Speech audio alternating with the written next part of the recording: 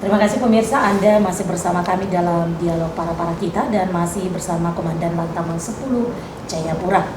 Iya Bapak, Olen tertarik sekali tadi dengan penyampaian terkait armada yang dimiliki, tapi mungkin lebih detail armada apa saja dan kira-kira tugasnya apa ini armada-armada yang dimiliki oleh Lantamal 10 Baik, Jayapura. terima kasih Mbak Loren. Jadi seperti yang saya sampaikan tadi di depan bahwa Angkatan Laut menggelar ada 3 armada ya. Jadi Koarmada 1, 2, dengan 3. Nah kita ini kebetulan berada yang di paling timur, yaitu di Papua. Papua sendiri sekarang sudah memiliki armada 3. Nah Koarmada 3 selain menggelar lantamal, 4 lantamal ini juga di sana dilengkapi dengan gugus tugas keamanan laut atau Guskamlah. Kemudian juga ada Guspurlah. Nah itu yang dibawa daripada armada. Nah, armada sendiri juga di dalam penggelarannya melibatkan ada KRI yang dimiliki oleh Lantamal. Nah, salah satunya adalah Albacora yang kemarin kita sama-sama mendengarkan ada berita. Nah, itu salah satu bukti bahwa penggelaran Koarmada melalui Lantamal yang dimiliki itu di BKU kan di armada itu memberikan peluang yang sangat besar bagi masyarakat bahwa kita harus menjamin adanya keamanan di sini. Salah satunya kemarin Albacora ya. Itu ternyata yang ditolong adalah masyarakat kita yang kebetulan masyarakat nelayan yang kapalnya sedang terbalik karena adanya ombak. Ini membuktikan bahwa armada hadir untuk masyarakat juga. Sehingga selain kita dipersiapkan untuk menghadapi ancaman atau untuk perang, kita juga dipersiapkan untuk mendukung pembangunan ekonomi pemerintah daerah. Salah satunya pemerintah daerah kan memiliki nelayan-nelayan itu. Nah, nelayan-nelayan yang sedang mencari ikan untuk menjadi sumber perekonomian atau devisa daripada pemerintah daerah itu memiliki rasa aman. Jadi kalau misalnya ada apa-apa, TNI Angkatan Laut khususnya yang berada di laut ini pasti akan membantu selain dipersiapkan untuk perang. Yang jelas Angkatan Laut atau tentara dipersiapkan sebagai komponen utama itu untuk menghadapi ancaman perang. Tetapi masa damai semacam ini kita juga menggelar yaitu yang dinamakan gugus keamanan laut, yaitu untuk melakukan penegakan hukum di tengah laut. Seandainya ada misalnya penyelundupan itu adalah bagian kecil daripada tugas kita juga yang harus kita laksanakan. Penyelundupan itu baik, khususnya yang sekarang menjadi fokus bangsa kita itu tentang narkoba yang tidak putus-putusnya selalu masuk ke Republik ini. Tetapi kita bersyukur bahwa sampai dengan hari ini TNI kita, khususnya TNI Angkatan Laut, mampu menekan angka kejahatan yang berasal dari laut. Bukan berarti kalau kita ini di dalam laporannya frekuensinya kok makin menurun itu salah, tidak. Apakah kita tidak bisa menangkap itu? Itu bukti sebenarnya makin menurunnya angka kejahatan yang terjadi di dan lewat laut. Nah itu sebuah prestasi yang sangat membanggakan. Nah Lantamal yang berada sekarang ini di Jayapura, kami juga yang menekan itu sesuai dengan kebijakan negara. Pemimpin kami, TNI Angkatan Laut, dalam hal ini Bapak Kepala Staf Angkatan Laut juga memberikan info itu selalu. Kita sama-sama memerangi, selain kepolisian Republik Indonesia, dalam hal ini juga BNN, itu memerangi, kita juga yang berada di laut, kita berusaha untuk menekan atau meminimalisir adanya penyelundupan khususnya narkoba, termasuk minuman-minuman keras. Nah, kita juga lagi memerangi hal itu. Dan penyelundupan manusia atau penyelundupan lain yang sifatnya itu akan merugikan bangsa dan negara kita atau bahkan menurunkan wibawa bangsa ini. Nah, maka kita senantiasa selalu menjaga. Kita melepaskan unsur-unsur patroli kita, melaksanakan secara periodik, secara baik penggelaran itu di laut. Sehingga kalau di laut nanti itu ada penggelaran kekuatan Angkatan Laut bukan untuk menakut-nakuti masyarakat kita. Masyarakat kita tetap jalan. Tetapi bagi orang lain yang melakukan tindakan-tindakan tertentu yang salah satunya tadi itu untuk penyelundupan, pasti memiliki deterrent effect yang sangat kuat. Termasuk negara-negara di sebelah, kemarin kan kita lihat itu ada masyarakat kita yang tidak dilengkapi dengan dokumen yang lengkap. Nah, sehingga ini masyarakat mana nih, sebelah atau sini, karena hampir sama ini ya. Nah, sehingga akhirnya begitu didalami, oh ternyata masyarakat kita, untung segera kita tolong. Dan akhirnya kita kembalikan pada keluarganya. Itu salah satu bukti bahwa kehadiran TNI Angkatan Laut harus betul-betul dirasakan oleh masyarakatnya. Bahwa kita ada untuk masyarakat juga.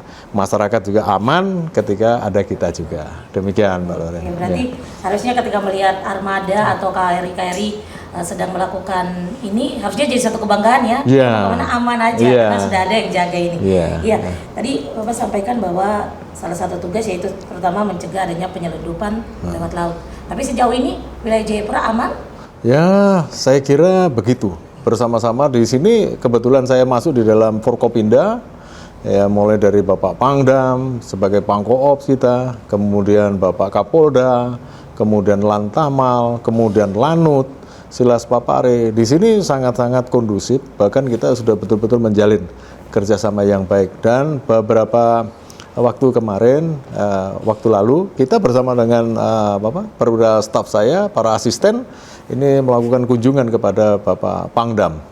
Bahkan Bapak Pangdam juga menyambut baik dengan adanya Komandan Lantamal yang baru. Artinya saya sebagai Dan Lantamal baru ini, baru mau 1 bulan ini Mbak Loren. Nanti pada tanggal 11 besok itu saya 1 bulan berada di sini, sehingga saya harus memperkenalkan diri kepada pejabat-pejabat yang ada di sini. Dan itu menunjukkan juga bahwa kita mampu menekan angka-angka kejahatan yang ada di sini.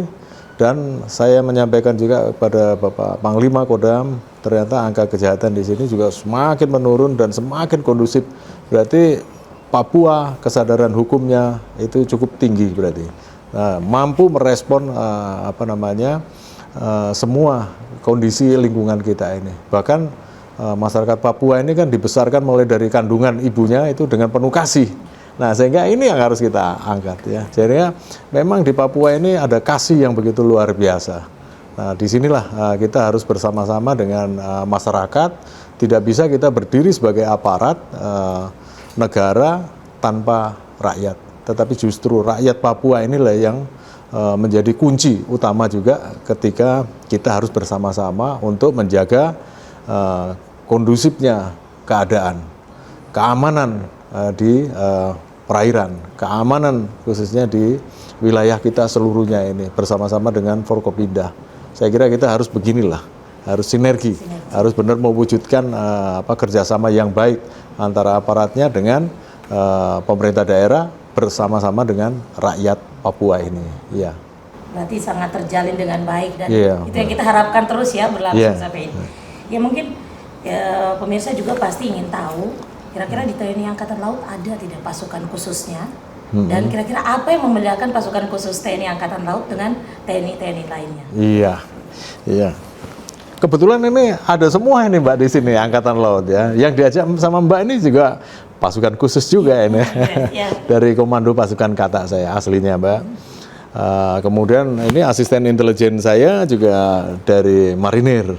Ya, kemudian di sini kebetulan ada juga dilengkapi dengan asisten personil. Jadi setiap tahun Angkatan Laut itu mencetak pasukan-pasukan khususnya. Angkatan Laut itu memiliki ada 3 pasukan khusus ya. Diambil dari laut-laut itu yang nanti wadahnya adalah lewat Komando Pasukan Kata atau Kopaska ini.